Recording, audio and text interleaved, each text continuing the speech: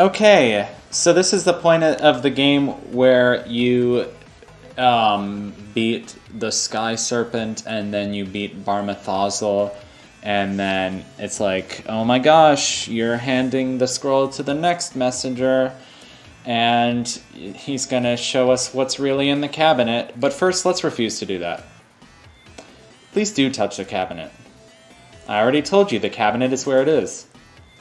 Believe me, you were ready for what's in there.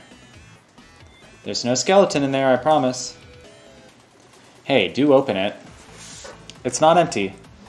I already unlocked it. Why don't you put that curiosity to good use and open the cabinet already? Now, if you don't open the cabinet soon, you'll have to sit through my boring story.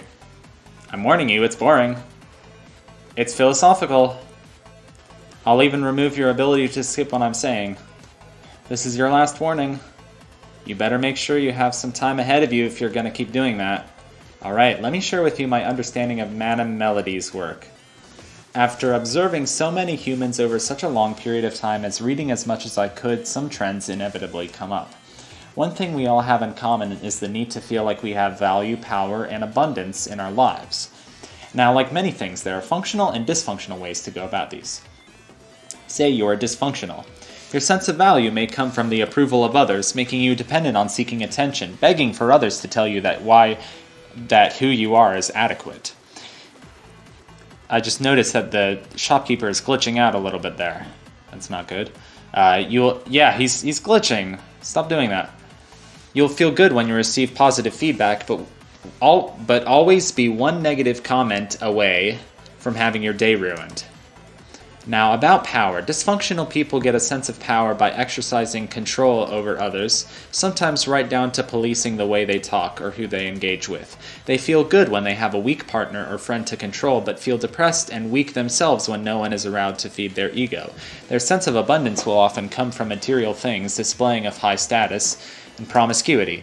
Even though it feels great while the money and the crowd are there, these lack real depth, and the impact of the inevitable downfall would be hard to overstate. For functional people, it is scarcely documented as they are generally busy living a meaningful life. Functional people get their sense of value from an understanding and acknowledgement of their inner worth.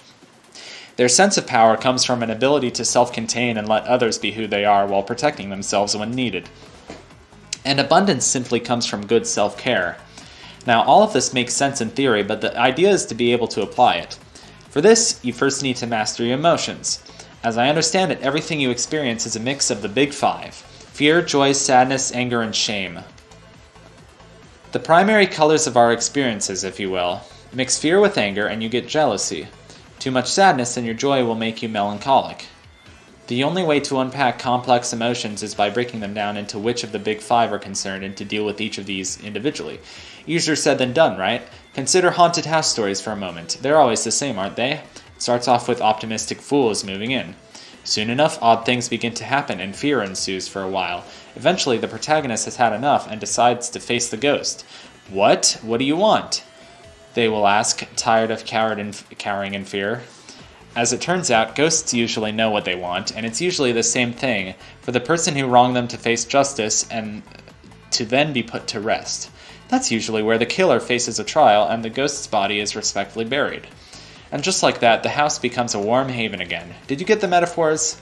If you often feel depressed, irritated, or however hindered in your general ability to engage with life, you're just like a haunted house. Your inner child is hurt and will be increasingly uncomfortable to you until you turn around and ask, "What? What do you want?" If asked honestly, you will find that the answers were within you all along, and that following through with that inner child's request is both challenging and life-changing. Only then can you begin the process of discovering your true self to finally get rid of your chains. These were my final ramblings. Please keep in mind that I am but a shopkeeper. Everything I say should be taken with the biggest grain of salt you can find. Please open the cabinet now. And we get an achievement. You said this was a platformer. Alright. That's enough for the messenger. Eventually we're doing Picnic Panic.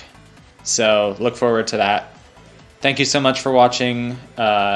Shopkeeper, stop glitching out. I think it's because, yeah, I was on like a pixel that's like, it's so precisely in place that I don't know whether to turn right or left. So now I'm just gonna make him fidget for a while. Fidget.